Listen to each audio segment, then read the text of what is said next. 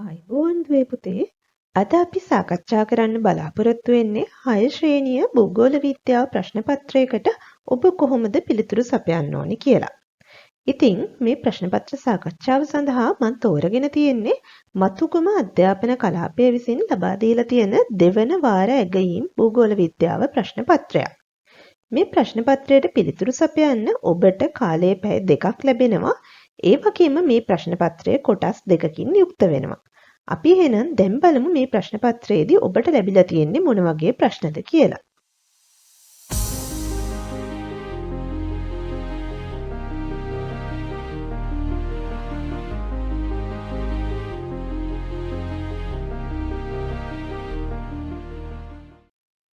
ප්‍රශ්න පත්‍රයේ පළවෙනි කොටසේදී උපදෙස් ලබා දීලා තියෙනවා ප්‍රශ්න අංක 1 සිට 20 දක්වා සියලුම ප්‍රශ්න වලට පිළිතුරු සපයන්න කියලා.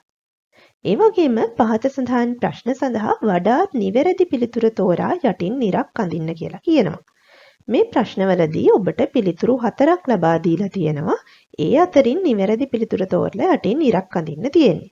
අපි බලමු පළවෙනි ප්‍රශ්නේ.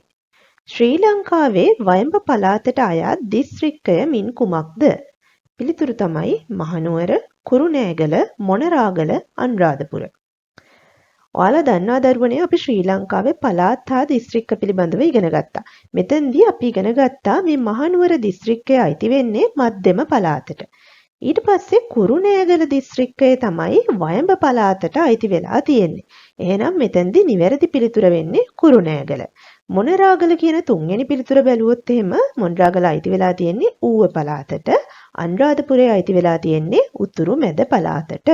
එහෙනම් අපිට මෙතෙන්දී ශ්‍රී ලංකාවේ වයඹ පළාතට අයත් දිස්ත්‍රික්කය මින් කුමක්ද කියලා අහුවාම මේ කුරුණෑගල කියන පිළිතුර තෝරන්න පුළුවන්. දෙවැනි ප්‍රශ්නේ. ග්‍රාම නිලධාරී කොට්ටාස කිහිපයක් එකතු වීමෙන් සෑදෙන පරිපාලන ඒකකය කුමක්ද කියලා අහනවා. පිළිතුරු දිස්ත්‍රික්කය, පළාත, ප්‍රාදේශීය ලේකම් කොට්ටාසය, පළාත් සභාව. අපි පරිපාලන කොට්ටාස ධූරාවලිය පිළිබඳව ඉගෙන ගත්තා. මෙතෙන්දී අපි කතා කරා මේ දිස්ත්‍රික්කයක් නිර්මාණය වෙන්නේ ප්‍රාදේශීය ලේකම් කොට්ටාස කිහිපයක් නිර්මාණය වීමෙන් කියලා. එහෙනම් පළවෙනි පිළිතුර වැරදි. දෙවෙනි පිළිතුර පළාත. පළාතක් නිර්මාණය වෙන්නේ දිස්ත්‍රික්ක දෙකක් හෝ ඊට වඩා වැඩි ගාණක් එකතු වීමෙන්. එහෙනම් ඒ පිළිතුරත් වැරදි. තුන්වෙනි පිළිතුර ප්‍රාදේශීය ලේකම් කොට්ටාස. ඔව් ප්‍රාදේශීය ලේකම් කොට්ටාසයක් නිර්මාණය වෙන්නේ ග්‍රාම නිලධාරී කොට්ටාස කිහිපයක් එකතු වීමෙන්. එහෙනම් නිවැරදි පිළිතුර වෙන්නේ ප්‍රාදේශීය ලේකම් කොට්ටාසය කියන පිළිතුර. තුන්වෙනි ප්‍රශ්නේ නිවැරදිව දිශාව හඳුනා ගැනීම සඳහා උපකාරී වන්නේ මින් කුමක්ද කියලා අහනවා.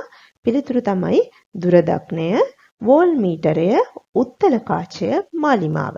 අපි හරියටම නිවැරදිව දිශාව හඳුනගන්න නම් පාවිච්චි කරන්නේ මෙන්න මේ උපකරණය. ඒ තමයි මාලිමාව. හතරවෙනි ප්‍රශ්නේ.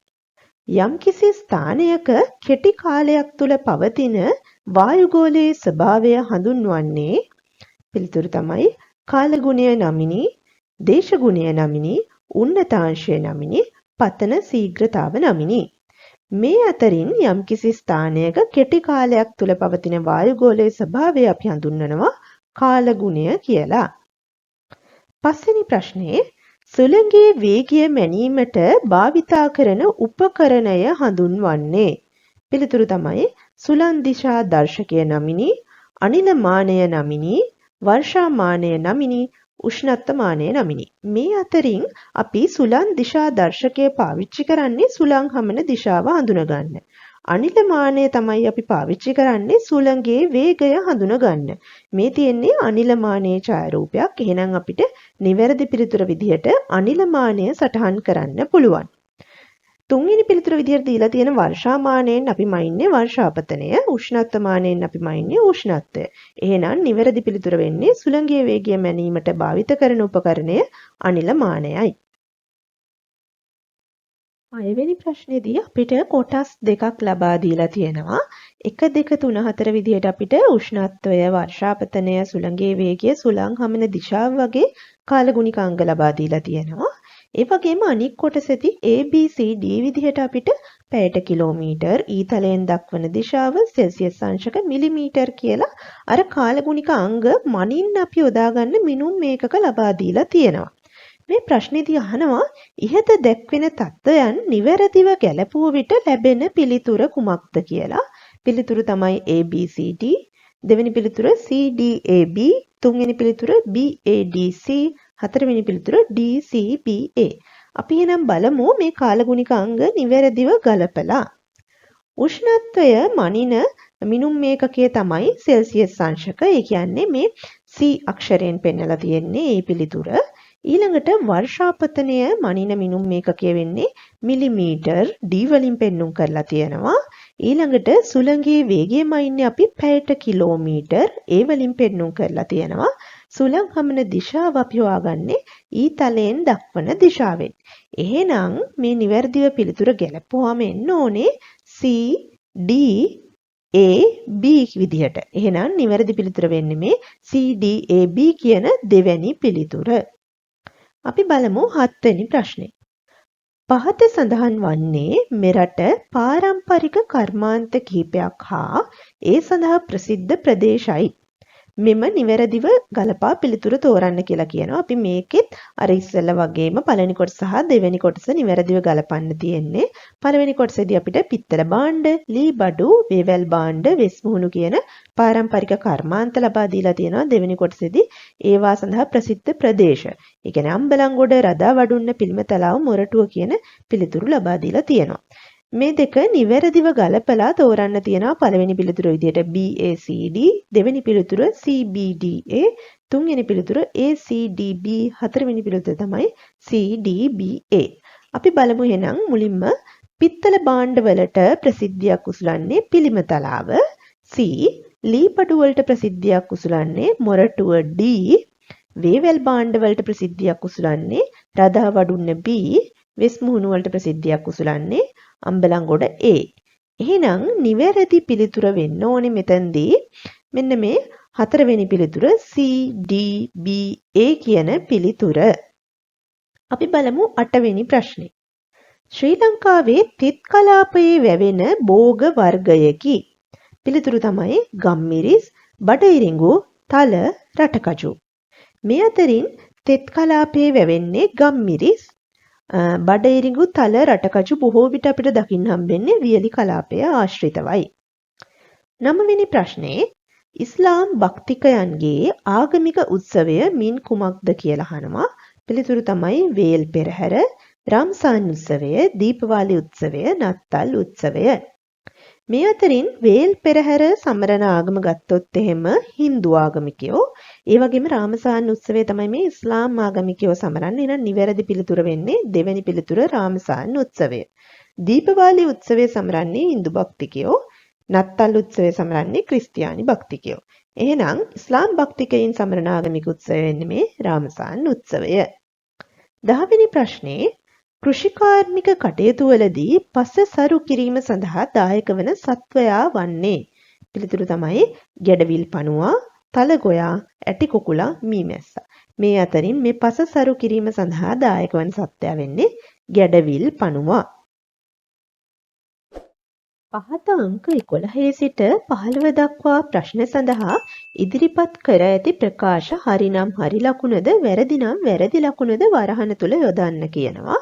අපි බලමු 11 වෙනි ප්‍රකාශයේ ජල වාෂ්ප ඝනීභවනය වීමෙන් වලාකුළු නිර්මාණය වේ කියලා තියෙනවා.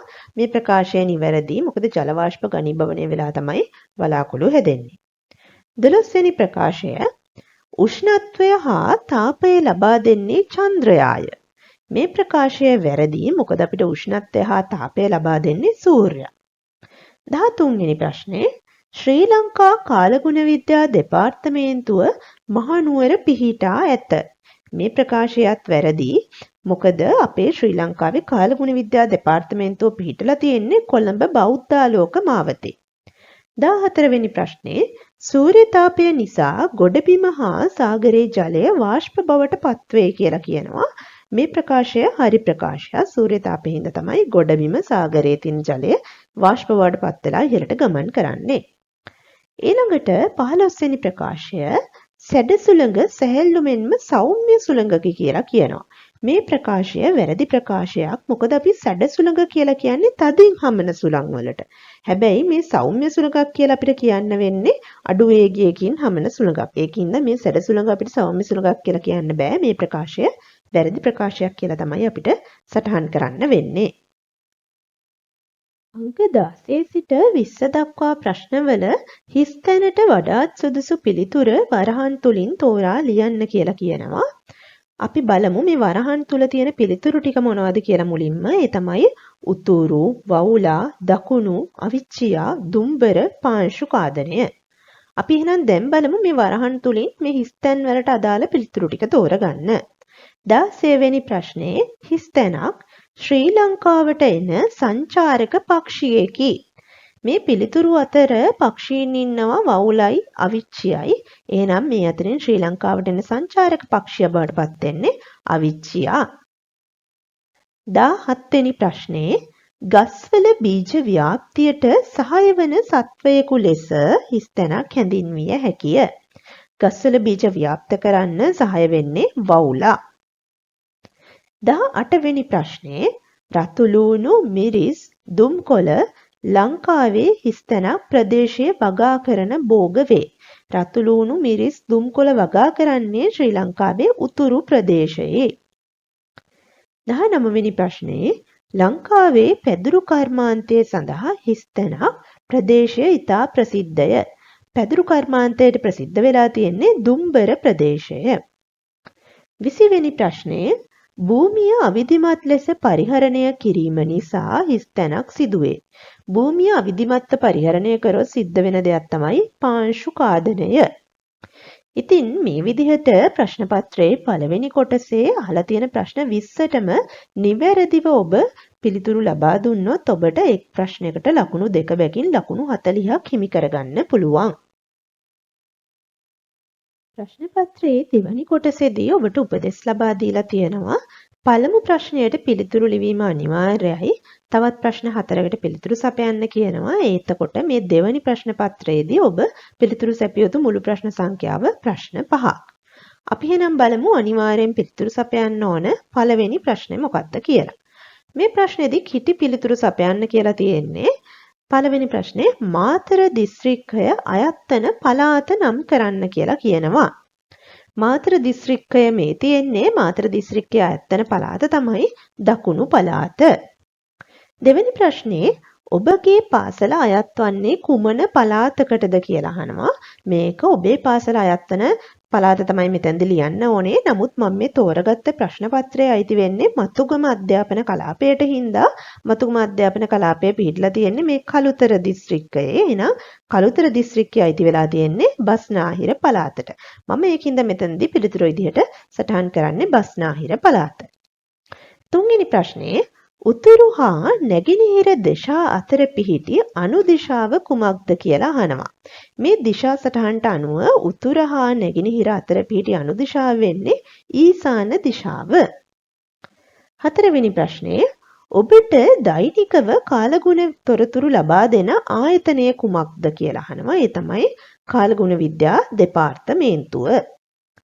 පස්වෙනි ප්‍රශ්නේ අපට උෂ්ණත්වය හා තාපය ලබා දෙන ප්‍රභවය කුමක්ද කියලා අහනවා.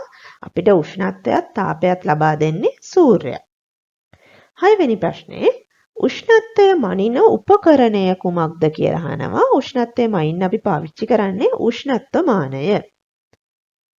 ඊළඟට අපි බලමු 7 වෙනි ප්‍රශ්නේ ගංගා නිම්න ප්‍රදේශවල වගා කළ හැකි ප්‍රධාන භෝගයක් නම් කරන්න කියනවා.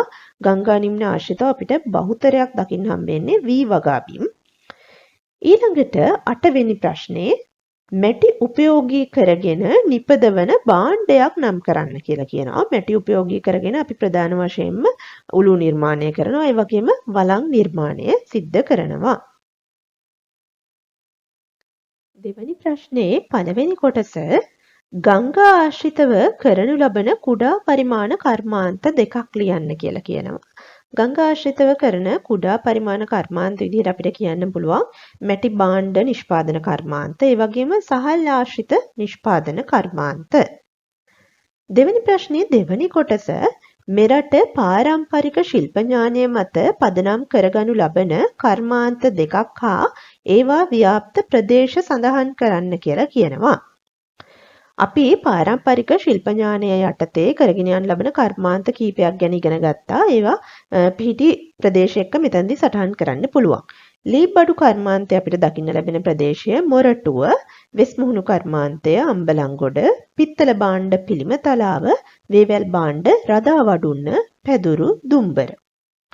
ඊළඟට දෙවැනි ප්‍රශ්නේ තුන්වෙනි කොටස ඔබ ප්‍රදේශයේ පවත්වාගෙන යන කර්මාන්ත දෙකක් සඳහන් කර ඒවායින් ඔබ ප්‍රදේශයට ලැබී ඇති වාසි මොනවාදැයි ඉදිරිපත් කරන්න කියලා කියනවා.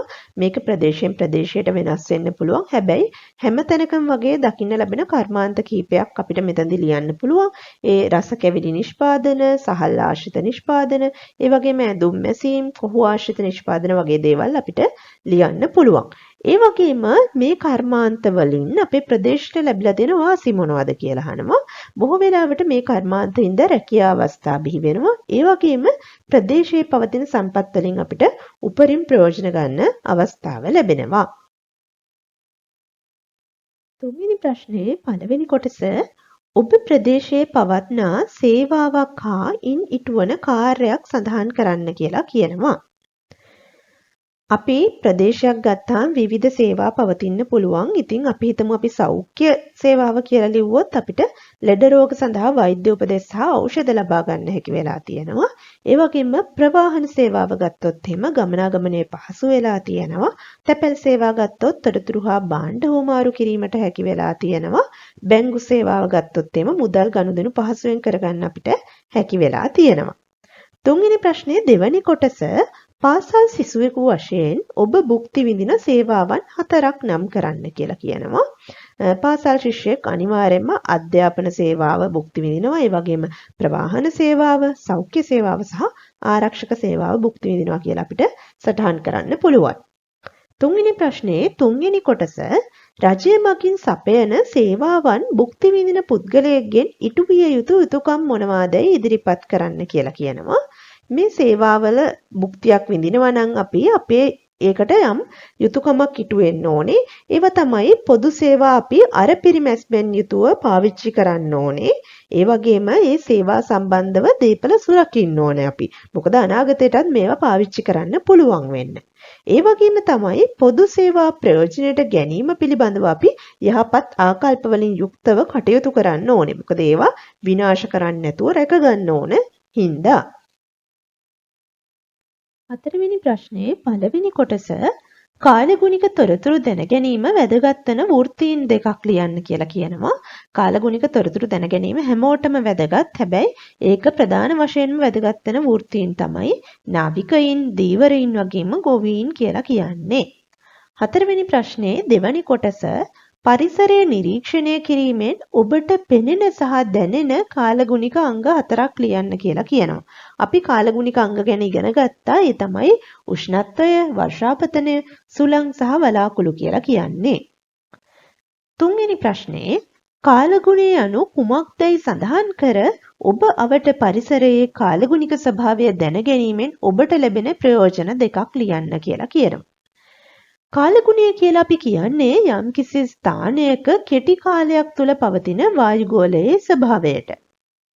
ඒ වගේම ඔබ අවට පරිසරයේ කාලගුණික ස්වභාවය දැන ගැනීමෙන් ඔබට තිබෙන ප්‍රයෝජන ගත්තොත් එහෙම එදිනෙදා කටයුතු අපිට මනාව සංවිධානය කරගන්න පුළුවන් වෙනවා කාලගුණ තත්ත්වය දැන ගැනීමෙන්. ඒ වගේම අකුණු, සුලිසුලං, ගම් වතුර, නායාම් වගේ තර්ජන ඇතිවිය හැකි ප්‍රදේශ පිළිබඳව සිදු කරන පූර්ව දැනුම් දීම නිසා අපිට ජීවිත හා දේපල හානි වළක්ව ගන්නත් හැකි වෙනවා.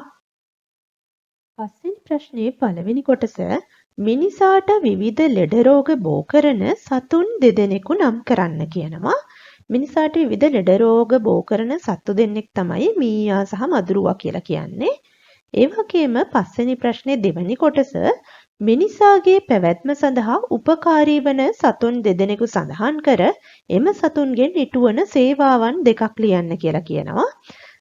මිනිස්සුන්ට උදව් වෙන එක සතෙක් තමයි අපි ගැඩවිල් පණුවා කියලා කියන්නේ. මොකද පස බුරුල් කරලා ඒ වගේම පස සරු කරලා අපිට වගාවන් කරගෙන යන්න අවශ්‍ය භූමිය සකස් කරගන්න උදව් වෙනවා. ඒ වගේම ඇටි කුකුලත් මේ වගාවන්ට හානි කරන ගොළු බෙල්ලෝ විනාශ කරලා දානවා. ඒ වගේම පස්වෙනි ප්‍රශ්නේ තුන්වෙනි කොටස ශාක වලින් මිනිසාට හා අවට පරිසරයට ඇති කරන බලපෑම් කෙටියෙන් පැහැදිලි කරන්න කියලා කියනවා. ඒව තමයි ආහාර හා ඖෂධ ලබා දීම, ඒ වගේම ඉන්ධන ලබා දීම, ගෘහ භාණ්ඩ නිර්මාණයට අවශ්‍ය දැව සැපයීම, සිසිලසක් ලබා දීම පරිසරයේ, ගොඩනැගිලි ඉදිකිරීමට අවශ්‍ය දැව ලබා දීම. ඉතින් මෙන්න මේ වගේ බලපෑම් පිළිබඳව කෙටි විස්තරයක් තමයි මෙතනදී ඉදිරිපත් කරන්න ඕනේ. 6 වෙනි ප්‍රශ්නේ පළවෙනි කොටස පහත ආගම් හා සම්බන්ධ උත්සවයන් ලියන්න කියලා කියනවා. අපිට මෙතනදී දීලා තියෙනවා A බෞද්ධ ආගම B කතෝලික ආගම කියලා. බෞද්ධ ආගම සම්බන්ධ උත්සව ගත්තොත් වෙසක් පොසොන් වගේ දේවල් අපිට ලියන්න පුළුවන්. B කතෝලික ආගම ගත්තොත් නත්තල පාස්කු වේදා වගේ උත්සව අපිට සඳහන් කරන්න පුළුවන්. 6 වෙනි ප්‍රශ්නේ දෙවැනි කොටස ශ්‍රී ලංකාවේ වාසය කරන ජන වර්ග 4ක් ලියන්න කියලා කියනවා. ශ්‍රී ලංකාවේ වාසය කරන ජන වර්ග තමයි සිංහල, දෙමළ, මුස්ලිම්, බර්ග කියලා කියන්නේ. ඒ වගේම 6 වෙනි ප්‍රශ්නේ තුන්වෙනි කොටස ಜಾති ආගම් ભેද නොසලකා සියලු දෙනා සමගිව කටයුතු කිරීමේ වාසි මොනවද කියලා අහනවා. ඒ වාසි තමයි පුද්ගලයන් අතර සුහදත්වය වර්ධනය වෙනවා. ඒ වගේම සියලු දෙනා සමගම සහජීවනයෙන් ජීවත් වෙන්න අපි පුරුදු වෙනවා. පොදු කටයුතු වලදී මේ ಜಾති ආගම් ભેද නොසලකා කටයුතු කිරීමෙන් අපිට සතුටින් ඉන්න පුළුවන් පරිසරයක් නිර්මාණය කරගන්න පුළුවන් වෙනවා. ඉතින් මෙන්න මේ වගේ ಜಾති ආගම් ભેද නොසලකා සියලු දෙනා සමගිව කටයුතු කිරීමෙන් අපිට ලැබෙන වාසි මොනවද කියලා ලියන්න පුළුවන් මේ ප්‍රශ්නේදී. 7 වෙනි ප්‍රශ්නේ පළවෙනි කොටස පස සෝදා යාම වැළැක්වීම සඳහා කළ හැකි ක්‍රියාකාරකම් දෙකක් ලියන්න කියලා කියනවා. පස සෝදාගෙන යාම වළක්වන්න අපිට පුළුවන් කාණු කපන්න, ඒ වගේම ආවරණ භෝග වවන්න, ගල් වැටි දාන්න වගේ දේවල් කරන්න. 7 වෙනි ප්‍රශ්නේ දෙවැනි කොටස භූමිය අවිධිමත්ව පරිහරණය කිරීමෙන් ඇතිවන ප්‍රතිවිපාක 4ක් සඳහන් කරන්න කියනවා. භූමිය අවිධිමත් විදිහට පරිහරණය කරොත් වෙන්න පුළුවන් දේවල් තමයි ගම් වතුර, නායෑම්, නියඟය, පාංශුකාදනය, ඒ වගේම පරිසර පද්ධති විනාශ වීම හා සත්ත්ව වාසස්ථාන විනාශ වීම කියන ප්‍රතිවිපාක. ඉතින් මේවායින් 4ක් ඔබට ලියන්න පුළුවන්. 7 වෙනි ප්‍රශ්නේ තුන්වෙනි කොටස මිනිසා අවිධිමත්ව භූමිය පරිහරණය කරන ආකාරය ඔබ කොතෙකුත් දැක ඇත. එවැනි අවස්ථා මොනවාදයි සඳහන් කරන්න කියලා කියනවා. මිනිස්සු අවිධිමත්ව භූමිය පරිහරණ කරන අවස්ථා තමයි මහා පරිමාණයෙන් කෘෂි බිම් ව්‍යාප්ත කිරීම, ඒ වගේම කඳු බෑම් වල වගා කිරීම, කෘෂි රසායනික ද්‍රව්‍ය බහුල ලෙස භාවිත කිරීම, ගංගා වලින් අසීමිත ලෙස වැලි ගොඩ දැමීම, මැණික් ලබා ගැනීමට අවිධිමත් ලෙස පොළව කැණීම වගේ දේවල්. ඉතින් මේ අවස්ථාවලින් කිහිපයක් ඔබට සඳහන් කරන්න පුළුවන්. ඉතින් දරුවනේ අද දවසේදී අපි සාකච්ඡා කරේ 6 ශ්‍රේණිය දෙවන වාරයට අදාළ ප්‍රශ්න පත්‍රයක්.